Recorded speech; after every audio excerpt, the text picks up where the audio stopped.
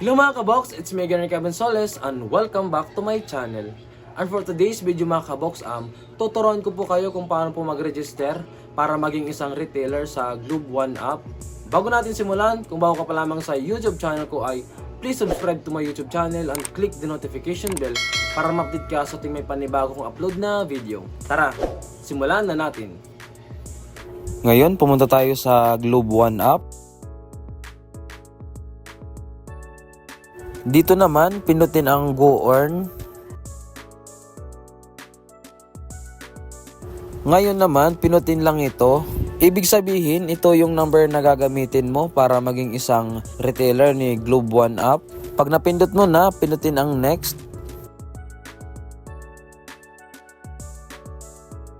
Ngayon naman, ilalagay mo ang mga information na hinihingi dyan. Pangalan, birthday, email address, at kung saan ka nakatira.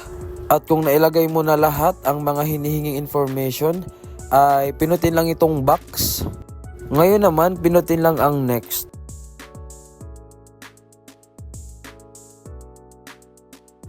Ngayon naman, merong dadating na OTP sa'yo, one-time password.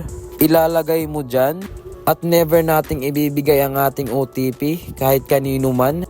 Pag nailagay mo na ang OTP ay maglo-loading at ito yung lalabas. You are now a Globe Prepaid Retailer. So ayan, isa ka ng retailer ng Globe One app. Ngayon naman, pinutin lang ang Got It. Tingnan natin ang ating ginawang retailer account. Pinutin lang ang Go Earn. At pinutin lang ang Let's Start. So ayan na, meron ka ng retailer account, isa ka ng retailer ni Globe One app. So yun lang, siya nga pala, meron po akong mga tutorial about sa Globe One app.